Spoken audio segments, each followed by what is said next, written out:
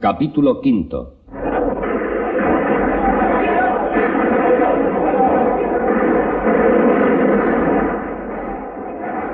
Meses atrás, al sur de la localidad a donde se había dirigido Misha Gordon, una formación con un afortunado ataque de cada unidad logró penetrar profundamente en las posiciones fortificadas del enemigo. ¡Ánimo! ¡Adelante! ¡No os detengáis! ¡Adelante! ¡Ánimo! ¡Adelante! Primero en vanguardia y después entre sus hombres corría el subteniente Antipo, blandiendo sobre la cabeza la pistola y gritando a voz en cuello palabras que no oían ni él ni los soldados que avanzaban a su lado.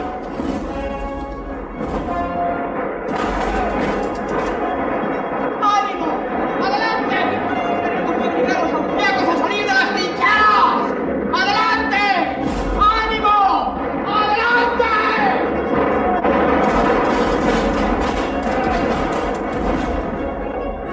A intervalos regulares echaban cuerpo a tierra, se levantaban bruscamente y siempre gritando reanudaban la carrera. De vez en cuando junto a ellos, pero de un modo completamente distinto, caían rígidos como árboles abatidos en un bosque y para no levantarse más, los soldados alcanzados por las balas del enemigo.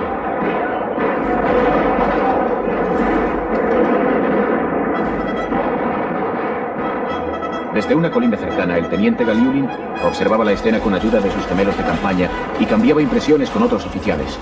Tiro demasiado largo. Telefonead a la batería. Pero hacen bien en disparar a mayor profundidad. Mientras tanto, los atacantes se habían encontrado con el enemigo. Cesó el fuego. En el silencio que se produjo, los que se hallaban en observación advirtieron que su corazón aceleraba los latidos, como si ellos fueran los que se encontraban en el lugar de Antipo, como si ellos mismos hubieran conducido a sus hombres hasta la trinchera austríaca y de un momento a otro tuviesen que dar prueba de su bravura. En aquel instante estallaron ante los atacantes 2 granadas alemanas de 16 pulgadas. Una negra nube de humo y polvo lo ocultó todo. ¡Dios de Dios! ¡Se acabó! ¡Se terminó el espectáculo! La tercera granada cayó precisamente en el puesto de observación. Encogidos cuanto podían, todos se apresuraron a alejarse.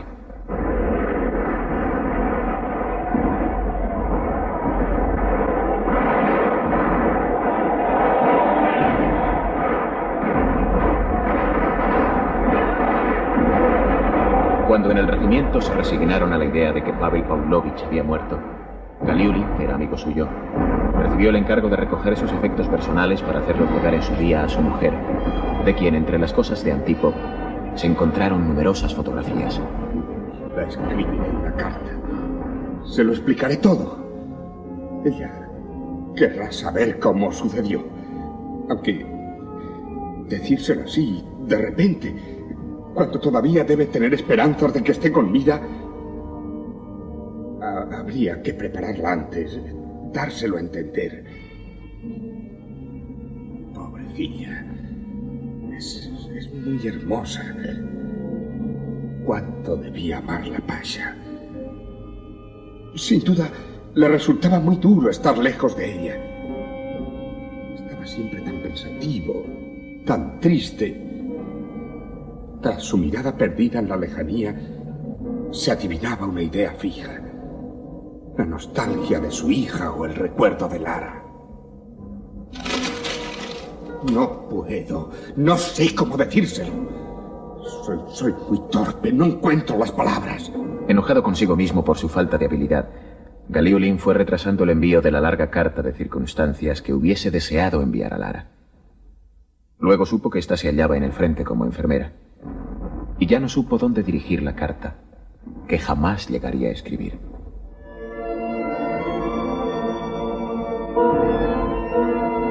El propósito de Misha Gordon era tomar aquella misma noche el tren de desinfección organizado por el comité de Tatiana, la hija del zar, que emprendería el viaje de regreso a Moscú. Con esta idea en la cabeza abordó al doctor Jivago cuando éste, a la hora de comer, volvió a la isba galiciana donde se alojaban. Bien. ¿Dónde están los caballos? ¿Qué caballos? ¿Cómo se te ocurre marchar si no es posible avanzar ni retroceder? Por todas partes reina una gran confusión. Al norte los alemanes han atravesado el Sventa en un lugar que se consideraba infranqueable. Destruyen las líneas ferroviarias, devastan los depósitos y a mi entender nos rodean. Esta es la situación. Y hablas de caballos. Lo lamento de veras, Mishi. Siento que por mi culpa te veas metido en este lío. Bueno, tampoco es para tanto, Yura. No te preocupes. ¡Vamos, Karpenko! ¡Date prisa! Pon la mesa y muévete un poco. ¿Qué tenemos hoy? Patas de ternera. ¡Magnífico! Oye, buena ocasión para que probemos el aguardiente de ciruelas que te ha mandado Tonia, ¿eh? ¡A la mesa! ¡Vamos!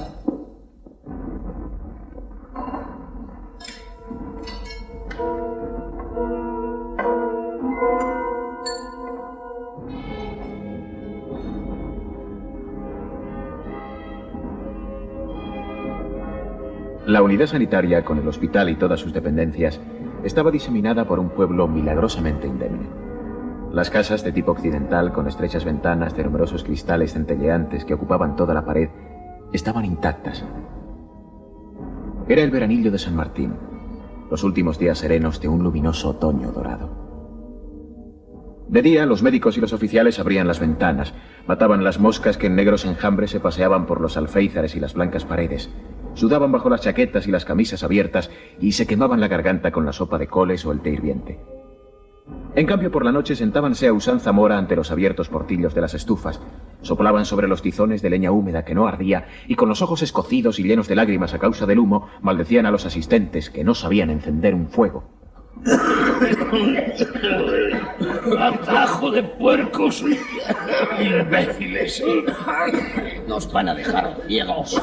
¡Nos ahogarán! Abrimos la ventana, Yura. Esto está irrespirable. Mejor será.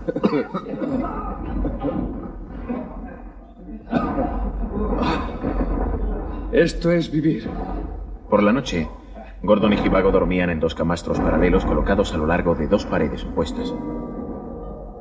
Como siempre, el horizonte en la dirección del frente tenía un tinte rojizo, y de vez en cuando, con el rumor regular e ininterrumpido de la artillería, se mezclaban disparos más sordos, distintos y broncos, que parecían sacudir la tierra como si se arrastrase un pesado baúl de hierro por el suelo.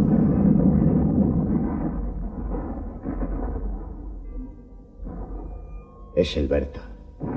El cañón alemán de 16 pulgadas. Pesa casi 1 tonelada. ¿Y qué es ese olor que se nota siempre en el campo? Es un olor dulzón y nauseabundo, como de ratas. Ah, ya sé a qué te refieres, sí, es el cáñamo. Ah. Por aquí hay muchos cañamares. El cáñamo exhala siempre un hedor insistente y sofocante de carroña.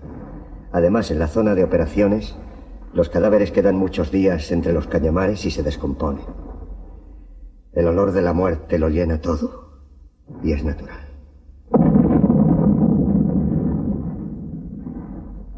¿Otra vez el Bertha? Sí. No ha sido fácil para mí adaptarme a esto, a la lógica sangrienta de la exterminación mutua, a la vista de los heridos, especialmente ante el horror de ciertas heridas producidas por las armas modernas, ante los supervivientes mutilados, reducidos a fragmentos de carne que no tienen nada de humano. Pero lo has logrado. Tu aspecto es el de siempre. Te ves sereno y animoso, incluso alegre. ¿Qué otra cosa podía hacer? No hay más remedio que comportarse según la situación impuesta por la vida de un modo natural y honrado.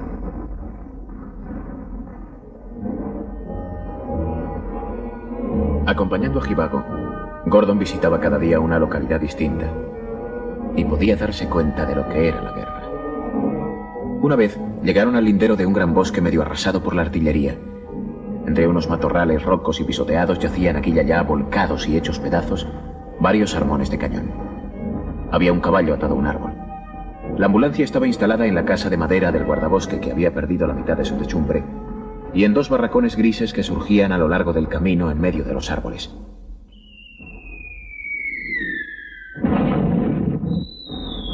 He hecho mal en traerte aquí.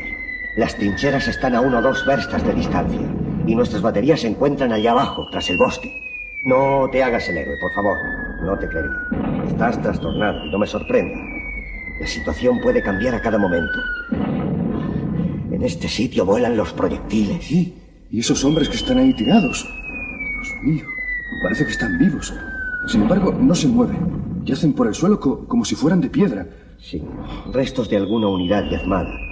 Hace 4 días que dura la batalla y los habrán hecho retirar para que reposen un poco en la retaguardia. Ay, ahí llegan más heridos.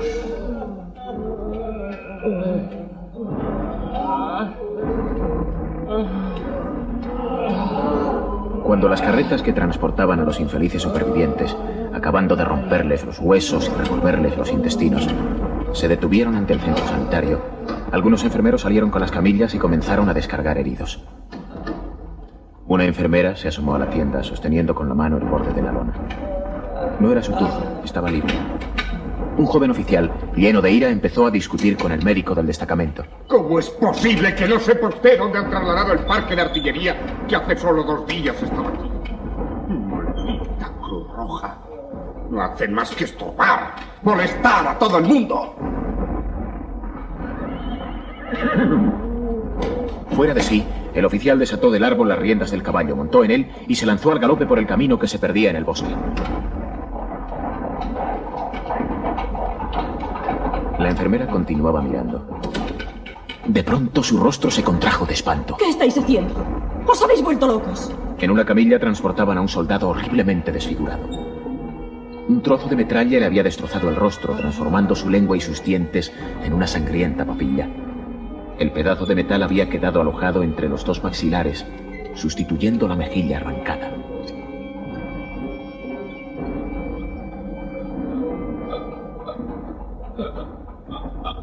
Con un hilo de voz apenas humano, el desdichado lanzaba leves y entrecortados gemidos, casi la súplica de que acabaran con él rápidamente, que pusieran fin a aquel inútil tormento. La enfermera creyó que, apiadados de sus lamentos, los 2 heridos leves que caminaban al lado de la camilla intentaban extraer con sus manos aquel terrible trozo de hierro empotrado entre los maxilares. ¿Qué hacéis? ¡Dejadlo! Ya lo hará el cirujano con sus instrumentos. Si es que vale la pena. Dios mío, llamaré. No me hagas dudar de tu existencia. Momentos después, mientras lo transportaba, el herido lanzó un grito.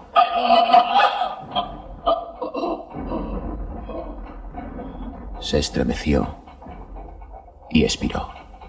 Gracias, Dios mío. Gracias. El mutilado que acababa de morir era el soldado de reserva Imacedín, antiguo portero de la casa de los Tiberci. El joven oficial que gritaba enfadado poco antes era su hijo, el teniente Galiolin. La enfermera era Lara, y los testigos, Gordon y Givago. Allí se habían reunido todos. Unos no se reconocieron, otros no se habían conocido jamás. Algunas sendas del destino permanecieron ocultas para siempre. Otras iban a revelarse, pero debían esperar una nueva ocasión, un nuevo encuentro. 24 horas después, ya de regreso en su isba, Givago comunicaba a Misha Gordon la noticia de que, por fin, podía marcharse. La carretera hacia el este está libre, pero nos acosan por el oeste. Todas las unidades sanitarias han recibido la orden de evacuación. Así es que nos iremos mañana o pasado, pero no sabemos por dónde. Por favor, Misha, cuando veas a Tonia no le cuentes los horrores que has visto aquí, ¿quieres? Dile solo que estoy bien. Descuida. Llevamos una vida de cíngaros nómadas. Cuando llegamos a este sitio no había nada que funcionase. La estufa no estaba donde debía. El techo me parecía demasiado bajo. Todo era suciedad y falta de aire. Y ahora, aunque me mataras, no podría recordar dónde habíamos estado antes.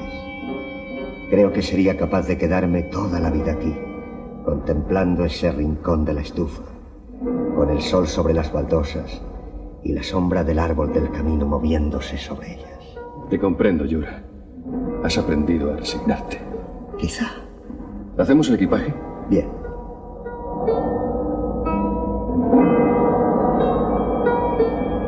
Por la noche fueron despertados por una serie de gritos, disparos de fusil y pasos precipitados. Una luz siniestra iluminaba el pueblo. ¿Qué alboroto es ese? Vístete enseguida. Saldremos a averiguar qué es lo que pasa. Te espero afuera, no tardes.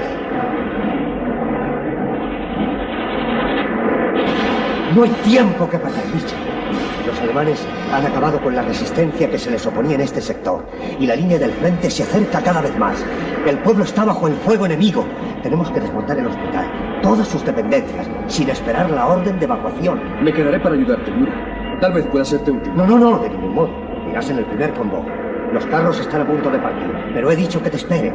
Te acompañaré, porque quiero ver cómo te instalan. Hemos de ir al otro extremo del pueblo. ¡Agacha la cabeza y sígueme! ¡Corre!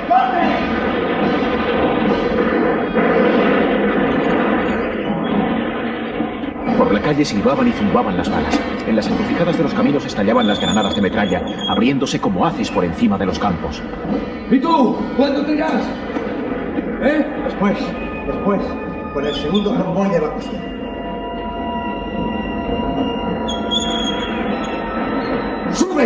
¡Sube en cualquiera de esos carros! ¡Rápido!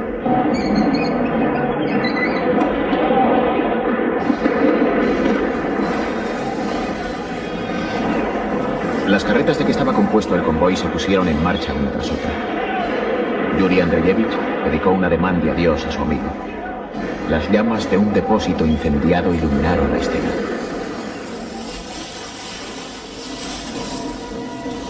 Pegándose a las paredes de las casas, el doctor Zhivago regresó apresuradamente a su isba, pero antes de que pudiera llegar, lo alcanzó la explosión de una granada. Sangrando, cayó en mitad del camino y perdió el conocimiento.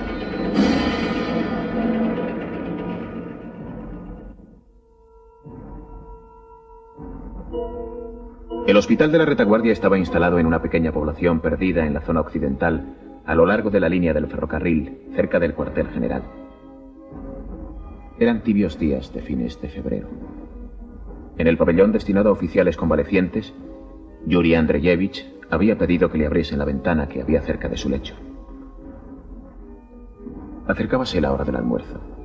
Los enfermos, cada uno a su manera, trataban de engañar la espera. Tenían conocimiento de que había llegado una nueva enfermera y que ese día entraría de turno por primera vez. Galiulin, que yacía frente al doctor Zhivago, leía los periódicos que acababan de llegar y se indignaba ante los huecos dejados en la impresión por la censura. ¡Qué indecencia! Tachan aquí, tachan allá, como si sirviera de algo. Yuri Andreyevich estaba enfrascado en las cartas de Tonia, que todas al mismo tiempo le había entregado el correo de campaña. El niño está muy bien. Y también mi padre, gracias a Dios. Pero yo no vivo pensando en el día en que por fin vuelvas a mi lado. Yurotka, querido.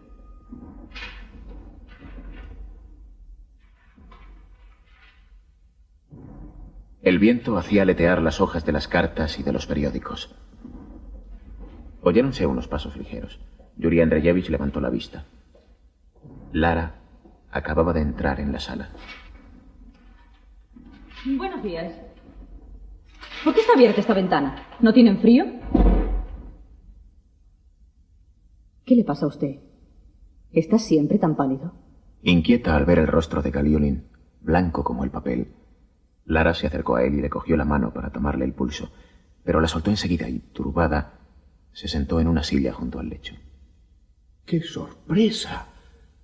Larisa Fyodorovna. Estuve en el mismo regimiento que su marido y conocí muy bien a Pavel Pavlovich. Nos hicimos amigos cuando deportaron a su padre y fue a vivir con los Tiberzin. También a usted la vi algunas veces en casa de María Gavrilovna. Dios mío. Guardé para usted estas cosas. No puede ser. No puede ser. De modo que le conocía. Dígame. Dígame qué ocurrió. Murió, ¿verdad? Ahogado por la tierra. No me oculte nada. No temo. Lo sé todo. A Galiulin le faltó valor para confirmarle aquellos rumores que habían circulado sobre su muerte y prefirió mentir para tranquilizarla. Antipov está prisionero. Se internó demasiado con su unidad y quedó aislado. Lo rodearon y se vio obligado a rendirse. Pero Lara no lo creyó.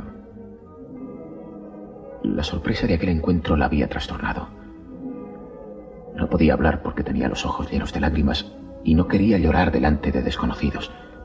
Se levantó apresuradamente y salió al pasillo, tratando de recobrar el dominio de sí misma. Poco después entró de nuevo, aparentemente tranquila. Procuraba no mirar hacia donde estaba Galiulin para no ponerse a llorar. Se acercó al lecho de Yuri Andreyevich y le dirigió unas palabras en tono distraído. Buenos días. ¿Cómo se encuentra? Él se dio cuenta de su agitación y advirtió que había llorado. Hubiese querido preguntarle qué tenía, decirle que ya la había visto en 2 ocasiones, pero pensó que esto podría interpretarlo torcidamente. Luego, de pronto, recordó a Ana Ivanovna yacente en el ataúd y el llanto desesperado de Tonia. Se dominó y su voz sonó brusca al responder. Gracias. Soy médico y me cuido solo. No necesito nada. Bien. ¿Por qué se habrá molestado?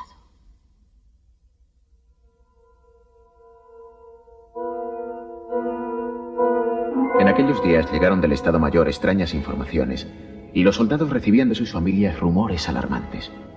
Habían sido cortadas las líneas telegráficas con San Petersburgo y por todas partes, en cada esquina, no se hablaba más que de política. Cuando se hallaba de guardia la enfermera Antipov, efectuaba 2 rondas por la sala y cambiaba observaciones insignificantes con los enfermos, con Galiulin y con Yuri Andreyevich, que la desconcertaba. Qué tipo tan raro, tan descortés. Y no puede decirse que sea guapo con esos pómulos tan salientes. Es inteligente en el mejor sentido de la palabra. De una inteligencia viva y atractiva. ¿Pero qué estoy pensando? He de hacer que me trasladen lo antes posible a Moscú, al lado de Katenka. Evidentemente ya no hay esperanza para el pobre Pasha. Y por lo tanto no tengo motivos para figurar entre las heroínas del frente, puesto que solamente vine a buscarle.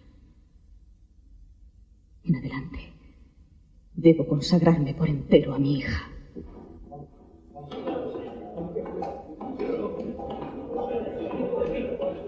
¿Qué será eso? Abra la puerta.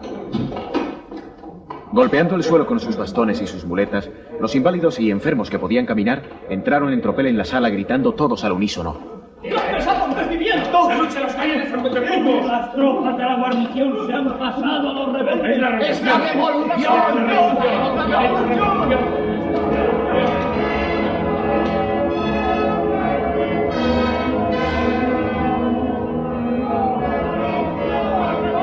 El pueblo donde estaba instalado el hospital de la retaguardia se llamaba Meliuzeï y se encontraba en la zona de las Tierras Negras. Como una nube de langosta planeaba sobre sus tejados el negro polvo que levantaban las tropas y los convoyes que lo atravesaban a marchas forzadas.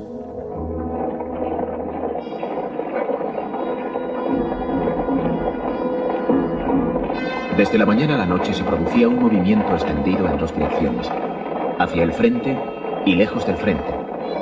Y realmente no podía decirse si la guerra continuaba o había terminado.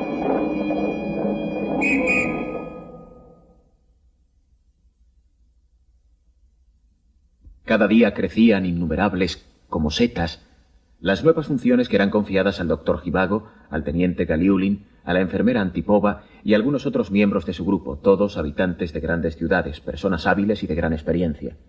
Si alguna vez me hubiesen dicho que tendría que ocuparme en tareas municipales de administración, no lo hubiera creído jamás.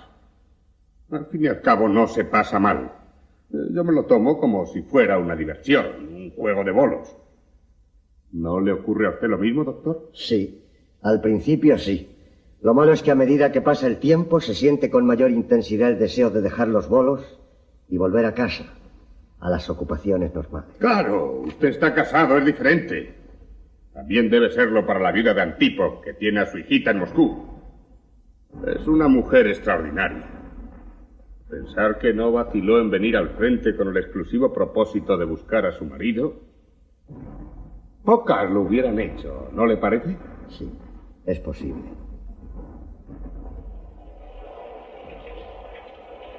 Con las lluvias, el polvo negro se transformó en una pasta del color del café que cubría las calles.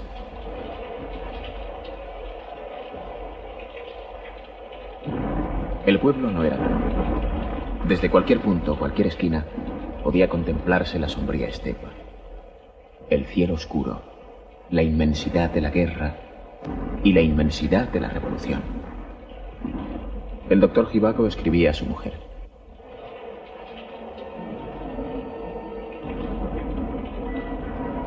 El desorden y la anarquía continúan reinando en el ejército.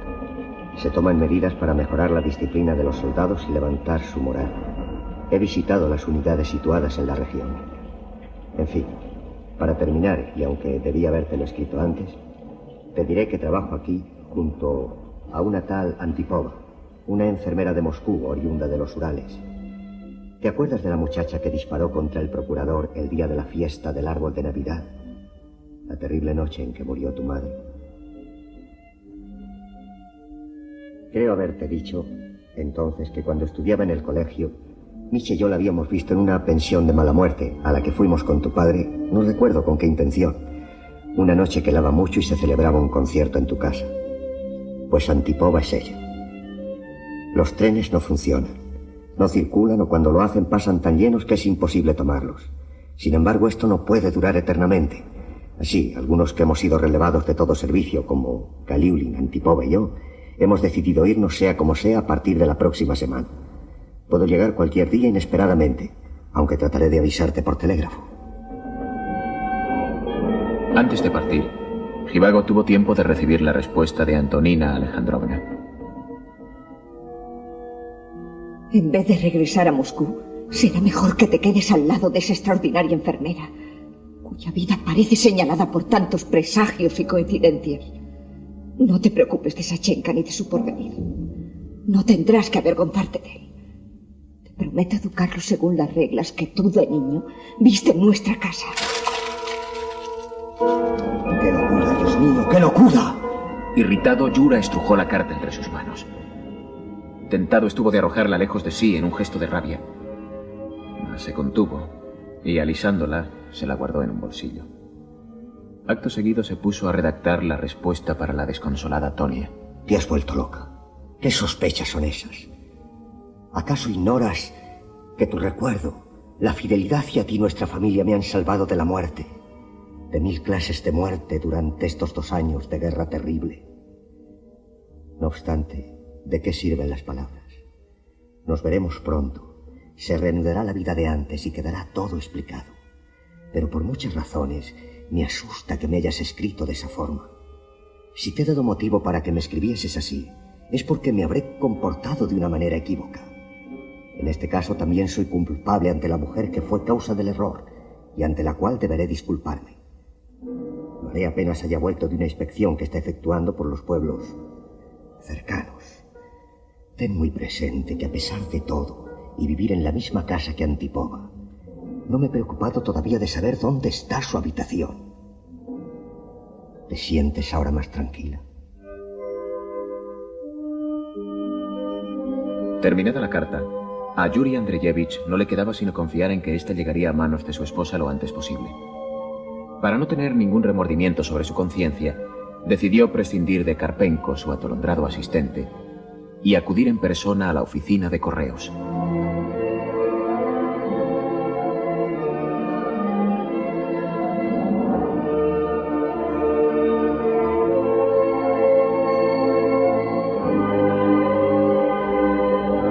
Acaban ustedes de escuchar el capítulo 5 de El Doctor Zhivago, original de Boris Pasternak, en versión libre de Consuelo Reyes Torrent. Ha sido interpretado por la Compañía de Actores de Radio Nacional de España con arreglo al siguiente reparto. Yura, Anastasio Alemán. Lara, Aurora Vicente. Tonia, Sagrario Sala. Galiulin, Jesús Ángel Manzano. Pasha Antipo, José Antonio Genís. Misha, Juan Caraballo. Actuando como narrador, José María del Río. Montaje musical, Francisco Medina. Efectos especiales, Bernardo Domingo y Pastor Pons. Control y registro de sonido, José Fernando González y Francisco García. Dirección y realización, Narciso Ibáñez Menta.